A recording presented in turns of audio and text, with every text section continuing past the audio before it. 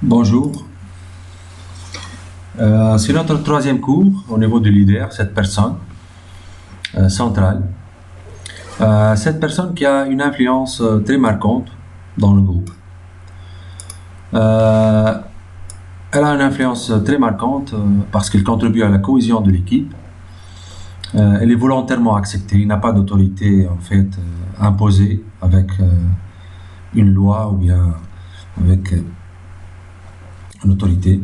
Il est accepté sans contrainte ni menace. Il s'intéresse aux aspirations du groupe. Il a un critère d'innovation, de création. Il détermine les objectifs. Il contribue à leur réalisation. Il est différent de manager parce qu'un manager, c'est à travers son autorité qu'il va essayer de gérer le groupe et d'imposer la participation des membres. Le headship aussi, c'est un chef institutionnel qui fait obéir les membres. Le leader, il a trois fonctions. La fonction de production à travers le recueil de l'information et le partage. Il propose des conclusions en temps opportun. Il fait agir le groupe. Il réassure en obtenant le consensus du groupe. Il est aussi un membre facilitateur parce qu'il définit le but, les objectifs, les conclusions intermédiaires, le plan, la méthode. Il résout les difficultés d'ordre logique. Il dénonce des déviations. Il maintient le groupe dans l'axe de la discussion. Il transcrit les étapes, les conclusions sur le tableau. Il écrit. Donc, il donne le moyen pour faciliter la productivité. Il a la fonction de régulation, résout les problèmes d'ordre affectif. Le leader aussi, comment des personnes bien particulières accèdent à ce statut de leader. Donc, quelles sont ses attitudes et ses aptitudes fondamentales. Ils sont deux, l'absence de dogmatisme et la compétence interpersonnelle.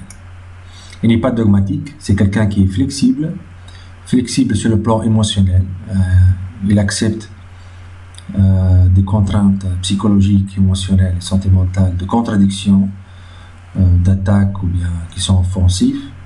Flexibilité intellectuelle, donc elle a une conscience aiguë de son subjectivisme. Il révise ses décisions. Il refuse tout absolutisme sur les opinions. Il est ouvert à autrui. Une flexibilité mentale. Donc il s'adapte à des situations diverses de pression ou bien de contradiction. Compétence interpersonnelle, il est un catalyseur, coordonnateur. Réellement, le mot-clé, c'est il crée des situations authentiques, de communication authentique. L'authenticité, c'est dans le sens des situations qui sont à la fois spontanées, qui expriment un vécu très profond, qui touchent les personnes et qui les incitent à réfléchir, qui les incitent aussi à changer d'opinion ou bien à remettre leur opinion et leur cognition en question. Les rapports interpersonnels authentiques, donc ce sont des rapports vrais, spontanés, profonds et qui nous touchent à fond. C'est les compétences interpersonnelles. Vraiment, pour accéder à ces deux attitudes, le leader doit recourir à s'accepter et accepter les autres inconditionnellement. Donc, ce sont des termes simples. S'accepter. Est-ce qu'il y a des personnes qui ne s'acceptent pas? En fait, accepter ses lacunes, connaître ses défaillances, connaître ses manquements, ses habiletés, son potentiel, et accepter à certains moments qu'il y a des choses qui lui manquent ou bien qu'il doit faire appel à d'autres personnes pour remédier à ses manques, ce qui lui fait qu'il soit plus à l'aise. Et à la confrontation des autres, il n'a plus peur des autres, il n'a pas peur de soi aussi, il n'a pas peur d'être en faute, se mettre en faute ou bien d'être jugé par les autres. S'affranchir de ses peurs des autres et accepter les autres inconditionnellement. Accepter les différences d'opinion, la divergence des opinions. Maintenant, le concept de centralité qui a été évoqué par Cattell en 1950 au niveau du leader. Ici, on donne toujours une histoire d'une équipe qui est allée au Sahara pour faire un gisement de pétrole. L'équipe était constituée de 3 personnes. L'ingénieur, un spécialiste des géologues, un spécialiste des roches qui va de l'écho de la terre pour savoir où se trouve le pétrole à travers des analyses bien faites au niveau du sol et des couches de sol. Un chauffeur d'un 4x4, un cuisinier qui va cuire les aliments pour donner à manger à l'équipe, et un technicien qui va entamer le forage et qui va mettre en exécution le projet de forage de pétrole. Imaginons un peu ce groupe de 4 personnes qui se dirigent vers le Sahara pendant 3 jours. Le chef ou bien le leader, ça sera le chauffeur du 4x4.